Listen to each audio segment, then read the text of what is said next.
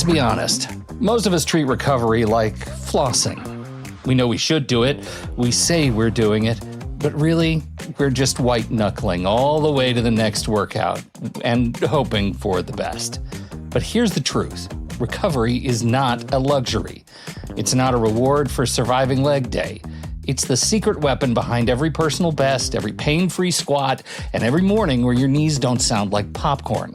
Today on Build for Health, we're diving into the world of recovery, what actually works, what's just trendy self-care cosplay, and how to choose the right tools for your body. From ancient techniques like massage and cupping to the sci-fi glow of red light therapy, from the steamy sanctum of saunas to the icy insanity of cold plunges, we're breaking it all down, even compression pants. So grab your magnesium, your favorite hoodie, and maybe a glass of water that isn't from yesterday's nightstand, because this is where your muscles and your mind get the attention they've been begging for. Welcome to Build for Health, the show that redefines strength, because muscle isn't just for looks. I'm Pete Wright, here with Coach Srdjan, and today we're talking recovery. Hello there. All right, man. Hi. How are we? I'm doing good. Yeah? Today is my recovery day. Today's recovery whole day. Today is a whole recovery day. You recover, you eat a whole chicken, and then you're right back on the bench. Yeah, I tried that. It doesn't work anymore. All right. So set the table for us. What are we talking about when we're talking about recovery? Why do we need to even have this conversation? Well, it's important. It's just as important as working out. I mean, if it's not even, I think it's even more important than working out. You're putting all that stress on your body during the workout, and it's not going to work if you just don't recover right. I mean, you're going to remain the same, and you just can't, like how people say, outwork your diet, nutrition. So when it comes to recovery, I mean, that's when your muscles actually grow, when they get stronger. And it's more important, like I said, than just the workout itself. So it's just people don't realize, sometimes they'll overlook that. And they're just important, like, okay, workout, when I need to get workout, but they don't really plan their recovery and how to recover. They're sometimes just thinking just rest and not do anything will actually help with the recovery. There's so many different types of recovery, and the things that you have to pay attention to, the smallest details that people kind of overlook and don't think it's really that important. But it plays a huge, huge play in how you recover and your growth and everything. For this conversation, for my purposes, you just described what I do for recovery, which is passive recovery, right? It's like I do nothing. I'm not doing more working out. Like, that's good. I'm not consistently over exercising, but my recovery is just not doing anything. I'm intentionally not moving. And what I'm hearing you say is maybe I should take a more active role in the recovery process. Yeah, because I feel like my recovery process is actually, on the recovery days, I feel like I'm more focused and more busy than on the days when I work out.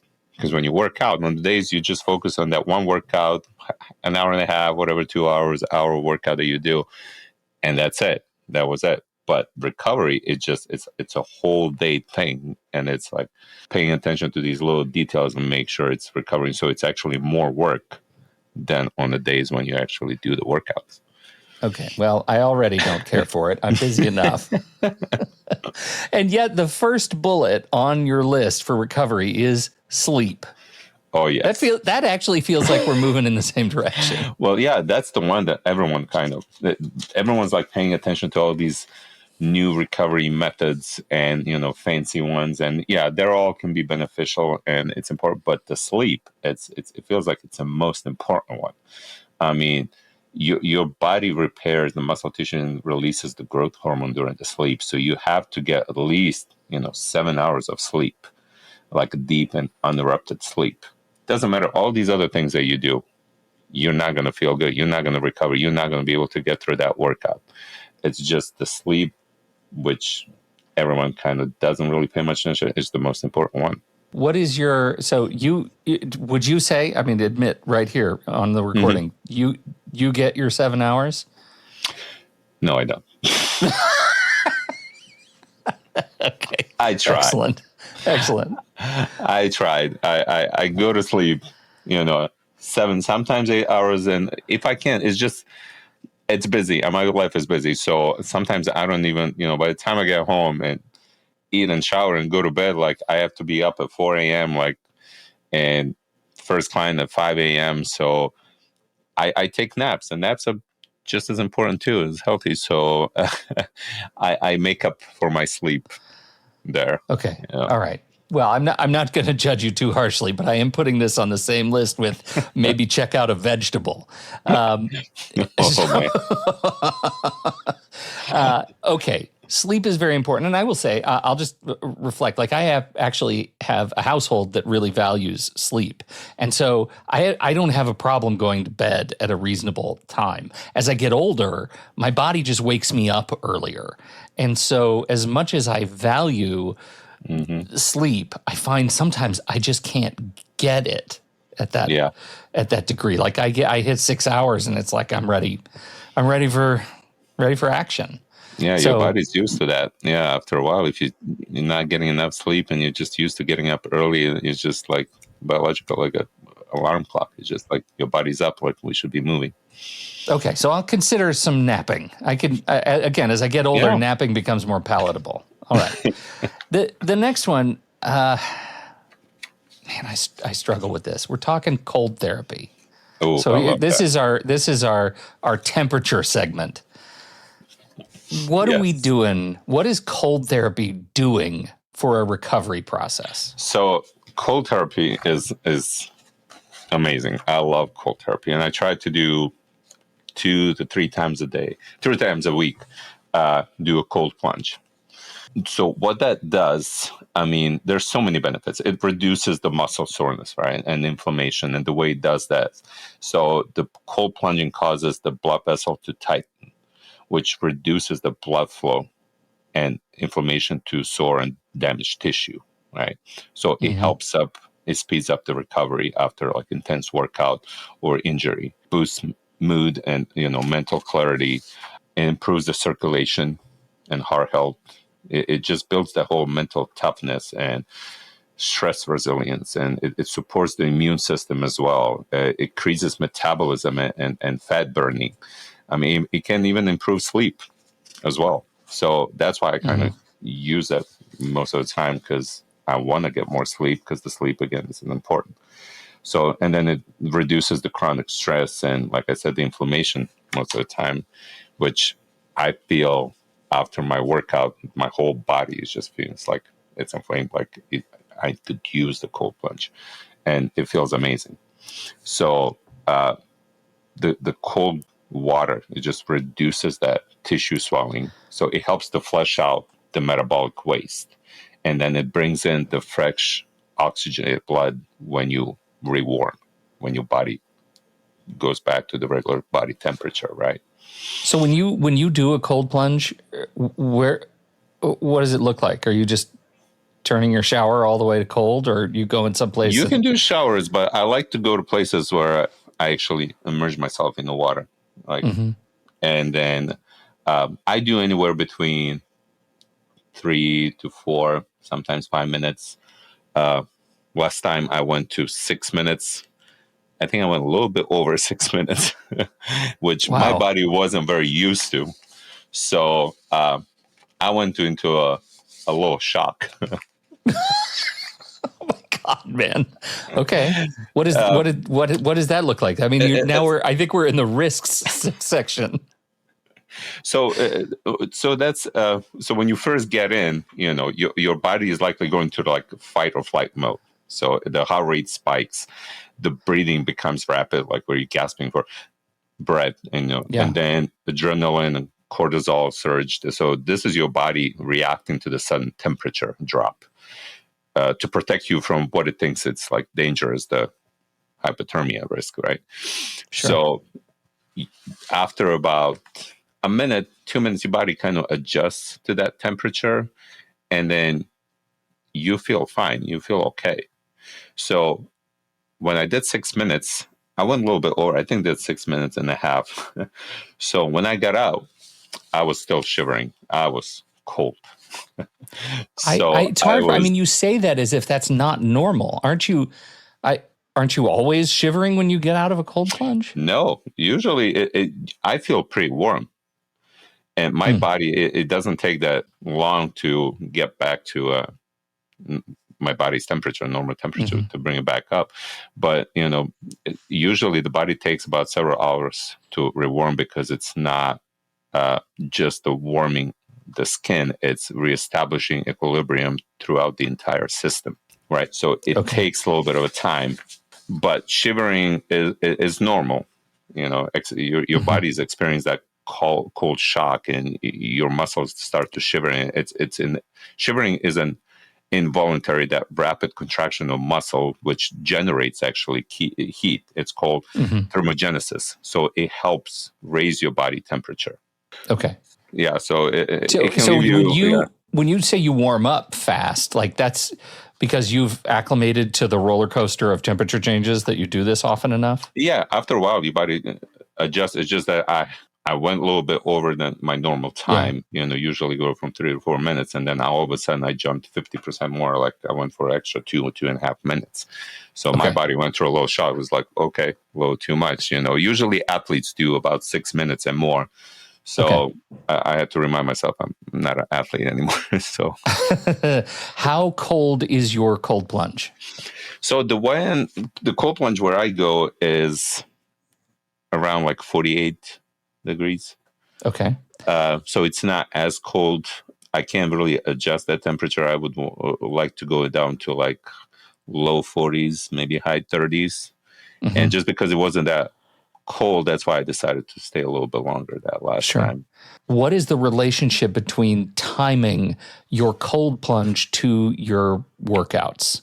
Is there a relationship you should consider? So, yes, there were some studies that have been done to see what you're talking about is actually if it affects your workouts. And it's said that you should wait about 6 to 8 hours after your workout to do a cold plunge because it might affect your hypertrophy of the muscle, the muscle growth. So usually these cold showers or like cold plunges, I'll do it in the morning and then I'll do my workout and After the then cold plunge. after the cold plunge. And then if I do my workouts early in the morning, then I'll wait about 8 hours before I do a cold plunge.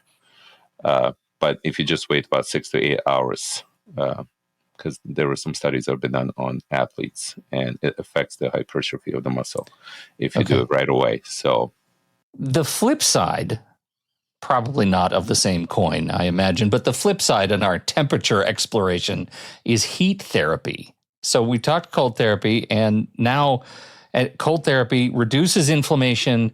It allows for increased oxygenated blood flow as you reheat.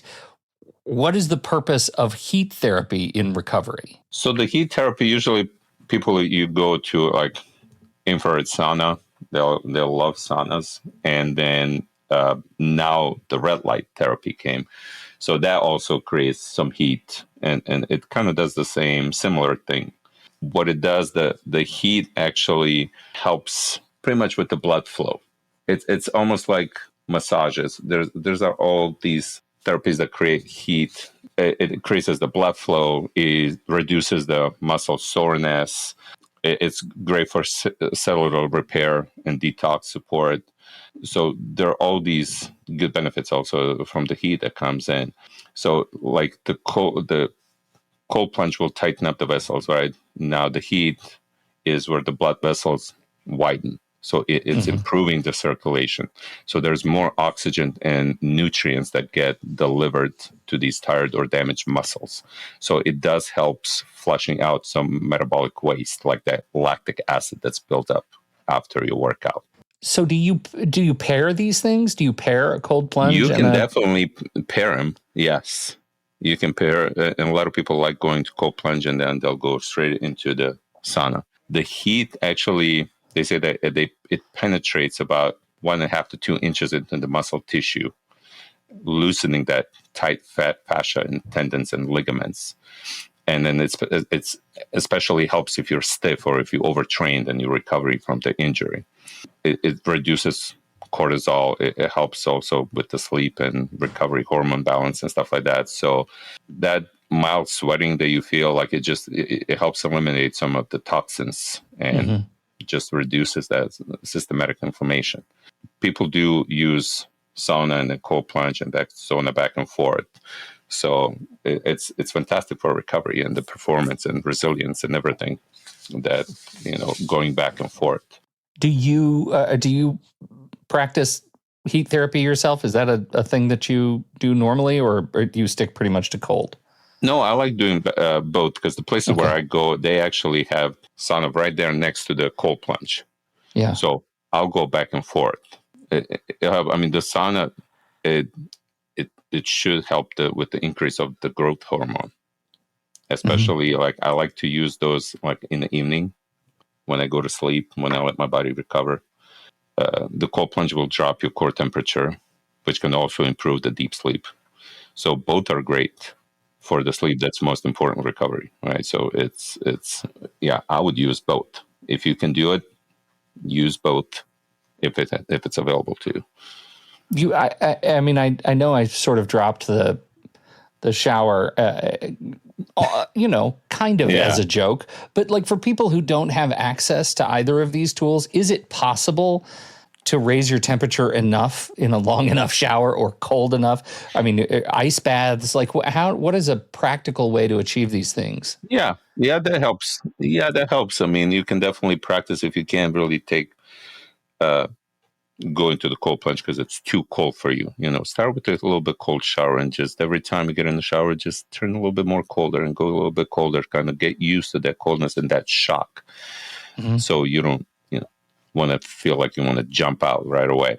So the only thing that's good about the cold plunge is because when you immerse your whole body into that water, it's evenly distributed, like all the coldness. Then with the shower, it's like that shower is just hitting that one spot, and all that cold water just hitting one area of the body. So it feels like almost like it's colder than the cold plunge. To the cold plunge, you're going to adjust so much faster than in the shower. I mean, in the shower, you will have to stand there and just kind of spin around, like make sure that it covers all the areas. Or you can't relax either. And you can't relax because you're moving the whole time. Because even if you're in the cold plunge, if you stay still, you feel good. As soon as you start moving, you can feel that coldness. It hits you. So you stay still, which you can't really do with the shower, but it's a good start. It's a good practice. It still give you the benefits, definitely. Well, everything you're talking about refers to a systemic kind of recovery, right? Your body is going through, the contraction, the compression, and then the expansion and the increased blood flow. How effective are these tools for a rube like me who hurts his elbow? Is it effective for me to just dump my elbow in an ice bucket and to apply cold, or is it not as useful if I can't do the whole thing? No, I mean, if you have an injury, like, for example, if your shoulder hurts, or like you say, your elbow, and you feel like it's inflamed, then of course you want to put some ice on it, make sure the inflammation goes down before you actually apply some heat to generate some heat where the blood flow will go in and help the muscle recover. But it is like all these different types of therapies, none of them will really work that well if you're just doing once in a while, or you just do once a week, or once 2 weeks, once a month. It's not really going to do much. Just like with the workouts, with everything else, you have to be consistent to actually see the true benefits of all these. Right. It's just not going to work. So just like with anything else in nutrition, and you just got to be consistent. So I try to stay consistent with every week, 3 times a week, do the cold plunge, go into sauna, make sure you get enough sleep or naps, and eat right, So everything. And then after about a month, you're probably going to start seeing and feeling better. You're going to start seeing these benefits. Yeah, people try to do once or twice, and they're like, well, I didn't feel much. Well, I'm like, yeah, you just started let the body adjust and get used to these therapies, and then you're going to feel better.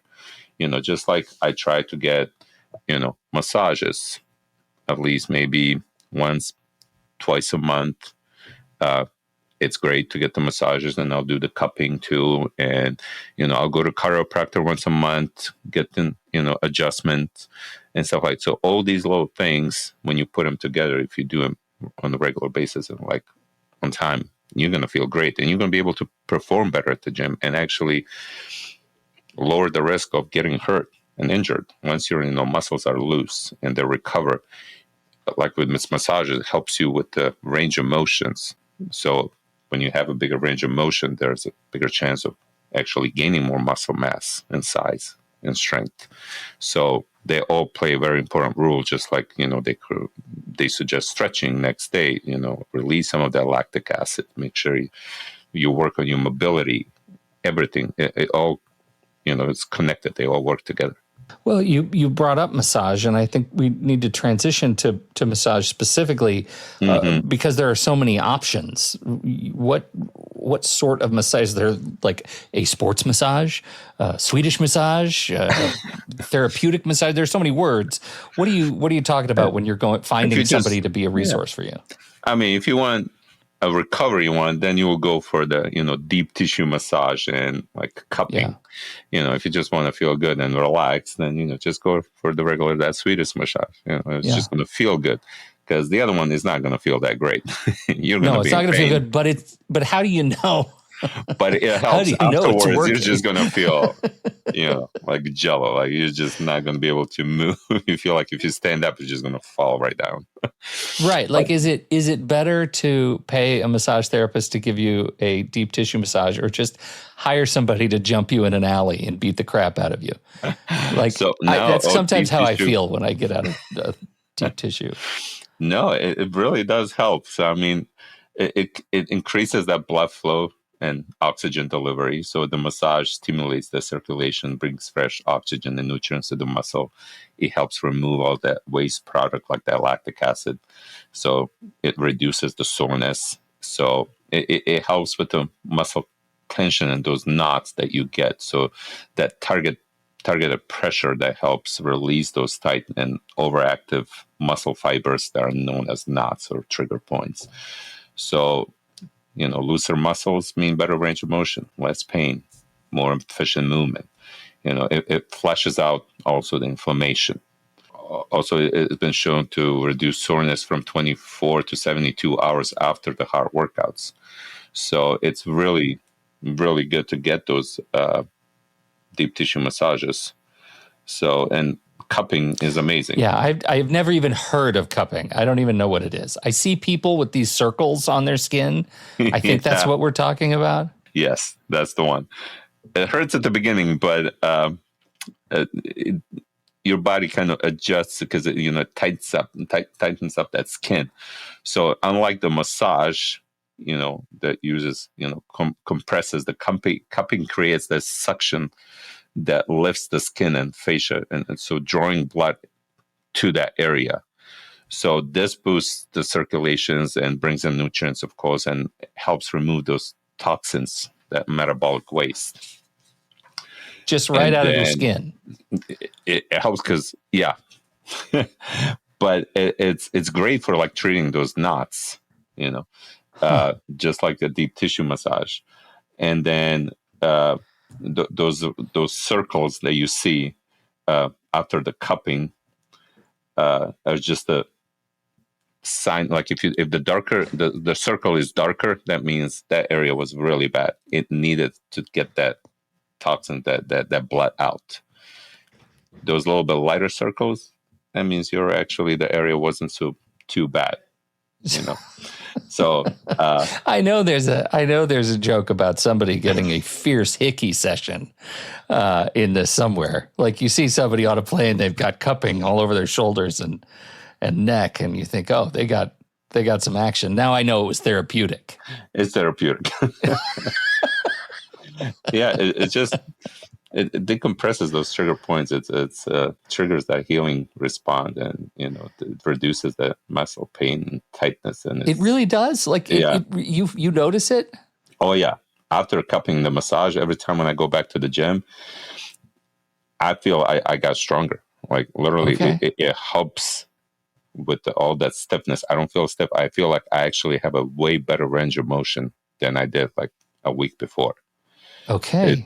I love it. Like if I can get more of it, I would be getting it every other day if I could. Like Wow. Okay. it really, those, like, you will feel it after the first session when you go back, because Okay. it really does help. Yeah, definitely try. Let's drill down to compression therapy. That's another one I want to hit before we get into some of these last sort of debunking questions I have for you. What is compression therapy all about? How does that help? Well, the compression is more for it's used for the athletes. So athletes use that a lot. It's very common for runners, and some lifters do it too. And how it works, it increases uh, the venous return, and it helps to flushes some of that metabolic waste. And you'll have the compression sleeves and socks and all these things that Sure. After the workout the athletes will put on, and it's right there, so you don't really, most facilities, they have it right there, it's available to them. So after the workout they'll just put those compression on it. But also, it creates the heat, it helps with the muscle recovery. So they all kind of have the similar benefits. It's Okay. just, some of them, sometimes you just don't have sauna there, or cold plunge that you can jump in, or Right. a massage therapist that will give you a massage right after your workout On site. Yeah, right. on site. So you have all these different things. So that's why people will use those compression, and they'll do stretching and things like that they can do right away. Okay. While there. So talking about nutrition and hydration, like we've talked about nutrition and hydration on the show before, but specifically in the context of recovery after a serious workout, what are your considerations? Yeah, you make sure you get your protein intake right away. So that's why we make sure that we drink those protein shakes, because you want to make sure that you get that protein in your body as soon as possible. And then we take the creatine with that, which helps with the muscle repair and the ATP, the energy level. So protein is important, creatine, carbs as well, because your sugar drops down, your insulin drops down. So refueling those glycogen stores, they're very important for the post-workout. And then doing everything else, make sure that you get your omega-3s, which also help reduce the inflammation. So make sure that you feed your body with the right stuff. It's very important as well. I mean, I more focused on my nutrition on my days off, actually. I want to make sure that I get enough protein, that I get my creatine in, I get my water, drink my electrolytes, do everything right. So when I do all these other therapies, my body has what it needs to recover. Because, you can't be after a cold plunge go and then just eat some French fries and all that stuff. It doesn't really work out. That's like such a tease for me, because it sounds so good. It sounds great, but that's why I said there's a lot of work that I put. It's a lot more work on the days when I'm not working out than on the days when I'm actually working out. So all of these things, these are things that you do, things that you recommend. I want to know, in your years training, what have you heard that makes you crazy, that people are doing to supposedly recover, that doesn't work, that doesn't, like, what is the craziest thing that you hear people do? They don't really do any of these recoveries. I'm like, it just sounds crazy for them to be sitting in the sauna and sweat for that long, or to get in the cold plunge. Like, as soon as I mentioned cold plunge, I was like, yeah, no way, I'm not even trying. It's like, you're crazy.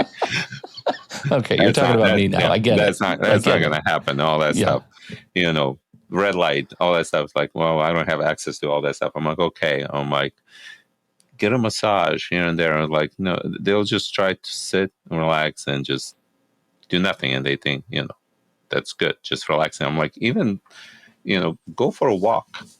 That will actually even help. It's just, and they just don't really do much. They don't do anything. They don't really focus. Yeah. What frustrates me more, that when they don't work out, they feel like on those recovery days they can just eat whatever they want. I think they're more careful about what they eat when they do work out, because after their workouts, they want to make sure that, they're eating right, so they didn't waste that whole hour and a half of working out. Yeah. And then on the days when they're not working out, it's just they get relaxed a little too much. And then they eat all this stuff. And I'm like, so did you try getting a massage? Did you stretch? Do anything? No, I was just sitting and watching TV or just like hanging out, like, or, oh, I had a drink here and there. And it was just like, I'm like, day rest doesn't mean you just sit on your butt, do nothing. Yeah, recovery is not collapse on the couch. Like, that's not the same thing. No, it's not the same thing. All right, I hear you. I'm going to try. The sauna I can do. I've done saunas all my life. That's my pledge. I'm going to try a cold plunge. I'm going to give it a shot to try and make that part of a routine. Yeah, just try slowly. When I started, I couldn't do it right away. I'll get in the shower, turn a little bit cold. I'm like, ooh, that's a little too cold. And then go back. Yeah. But then it just forced myself. All I'm thinking about when I do that is like, I'm cold as well at the beginning. When you drop into that cold plunge, it's the shock. But all I'm thinking is like all the things that it's doing to my body, all the benefits that I'm getting. So I'm distracting my mind. So I'm not thinking about the cold.